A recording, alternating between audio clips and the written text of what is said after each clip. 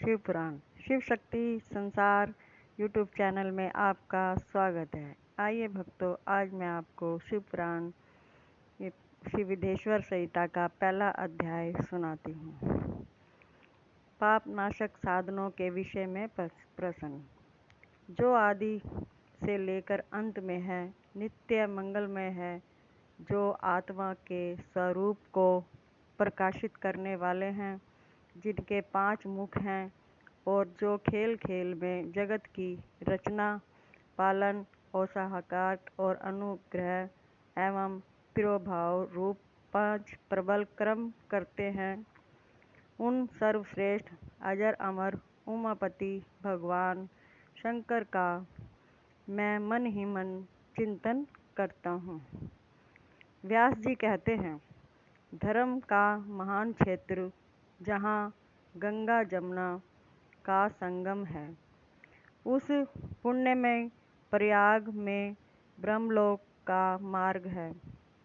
वहाँ एक बार माँ तेजस्वी महाभाग महात्मा मुनियों ने विशाल यज्ञ का आयोजन किया।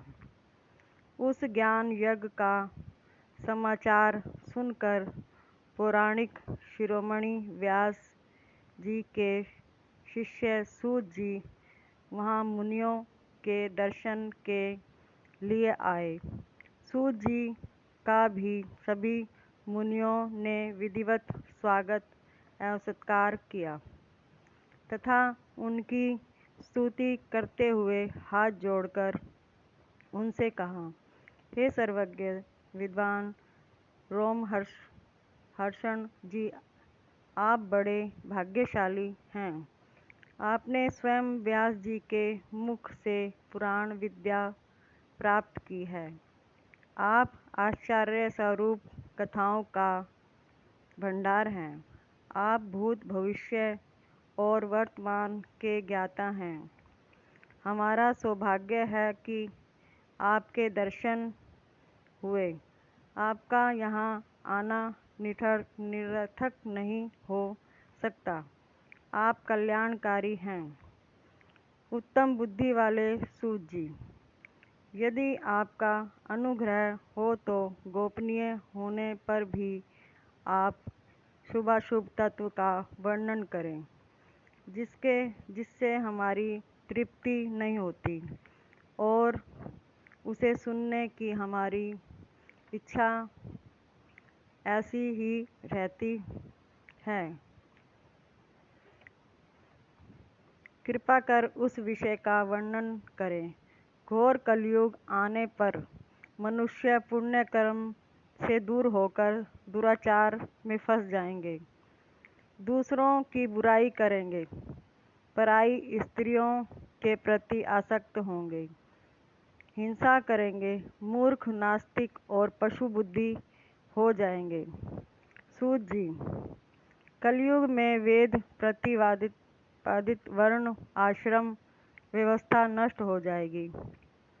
प्रत्येक वर्ण और आश्रम में रहने वाले अपने अपने धर्मों के आचरण का परित्याग कर विपरीत आचरण करने में सुख प्राप्त करेंगे।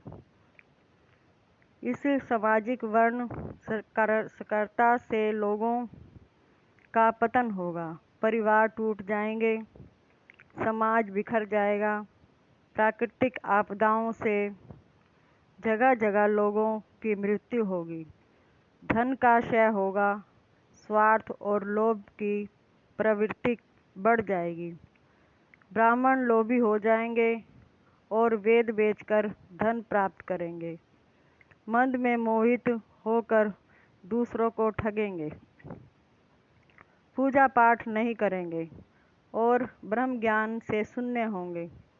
क्षत्रिय अपने धर्म को त्याग कर कुसंगी, पापी, व्यभिचारी हो जाएंगे। शौर्य से रहित हो वे शूद्रों जैसा व्यवहार करेंगे और काम के अधीन हो जाएंगे। वैश्य धर्म से विमुख हो संस्कार भ्रष्ट होकर कुमार्गी, धनोपार्जन परायण होकर नाप तोल में ध्यान लगाएंगे। शूद्र अपना धर्म कर्म छोड़कर अच्छी वेशभूषा से सुशोभित हो व्यर्थ घूमेंगे। वे कुटिल और ईर्ष्यालु होकर अपने धर्म के प्रति कूल हो जाएंगे। कुकर्मी और वाद विवाद करने वाले होंगे। वे स्वयं को कुलीन मानकर सभी धर्मों और वर्णों में विवाह करेंगे। स्त्रियां सदाचार से विमुख हो जाएंगी। वे अपने पति का अपमान करेंगी और सास ससुर से लड़ेंगी। मलिन भोजन करेंगी। उनका शील स्वभाव बहुत बुरा होगा। सूत जी, इस तरह जिनकी बुद्धि नष्ट हो गई है और जिन्होंने अपने धर्म का त्याग कर दिया है, ऐसे लोग लोक परलोक में उत्तम गति कैसे प्राप्त करेंगे? इस चिंता में हम सभी व्याकुल हैं। परोपकार के समान कोई धर्म नहीं है। इस धर्म का पालन करने वाला दूसरों को सुखी करता है, स्वयं भी प्रसन्नता अनुभव करता है। वह स्वभाव यदि निष्काम हो तो कर्ता का हृदय शुद्ध करते हुए उसे परम गति प्रदान करती है। हे मामुने, आप असमस्त सिद्धांतों के ज्ञाता हैं। कृपा कर कोई ऐसा उपाय बताएं जिससे इस सब को पापों का तत्काल नाश हो जाए। व्यास जी कहते हैं, वे श्रेष्ठ मुनियों की यह बात सुनकर सूत जी मन ही मन परम श्रेष्ठ भगवान शंकर का स्मरण करके उनके इस प्रकार बोले। कथा समाप्त। हर हर महादेव।